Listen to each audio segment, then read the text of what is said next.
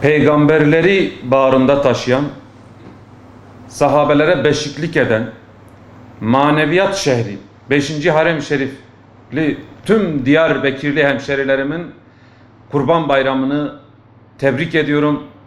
Hayırlara vesile olmasını Cenab-ı Hak'tan diliyorum.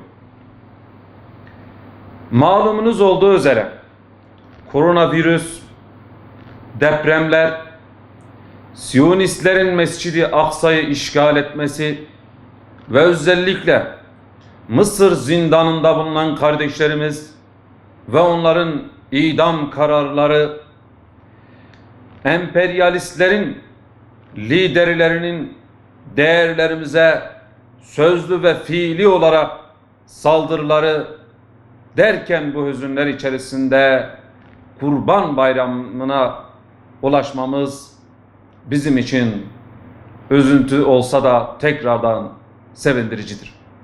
Kurban Bayramı demek Hazreti İbrahim Aleyhisselam demektir. Hazreti İbrahim Aleyhisselam Rabbinin rızasını kazanmak, hak, hukuk ve adaletin hakimiyeti için en sevdiği oğlu İsmail Aleyhisselam'ı kurban etti. Ama o Rabbine karşı bu sadakati gösterdiği için Rabbim onun sevdiğini tekrardan ona bağışladı. Aynı şekilde belki bugün de siyaset yapan, siyaset kurumlarında çalışan mülki amirler en sevdikleri belki koltuklarını, belki dünya hırslarını hak için, hukuk için, adalet için bunları kurban etselerdi hepimiz mutlu olacaktık. Rabbimiz bu güzellikleri hepimize ikram edecekti. Bu temenniyle Hazreti İbrahim Aleyhisselam gibi sevdiklerimizi hakka, adalete kurban etme noktasında sadakatli olmayı temenni ediyorum. Rabbim bize de o şuur, o bilinci versin.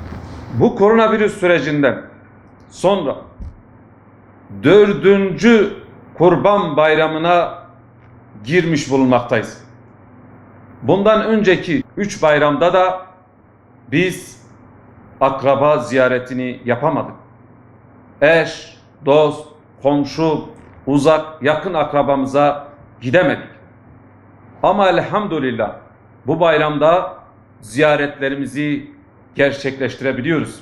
Büyüklerimizin yanlarına gidip onların tecrübelerinden faydalanıp onların bayramlarını tebrik edebiliyoruz. Küçüklerimizin, sevdiklerimizin hepsinin bayramını bu vesileyle tebrik edebiliyoruz.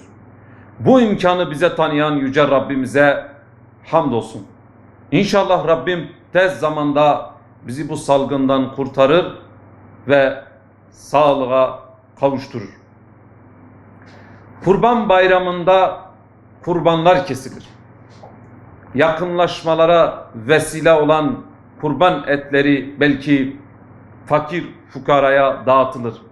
Bu vesileyle hem sevinçlerimizi ve hem de kurban etlerimizi fakir fukarayla paylaşalım, sevinçlerine ortak olalım.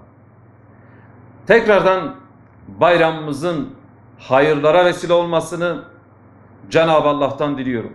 Bu Kurban Bayramı'nın birliğe, beraberliğe ve İslam ümmetinin şuurlanmasına vesile olmasını Cenab-ı Allah'tan diliyorum. Tüm vatandaşlarımın bayramını tebrik ediyorum.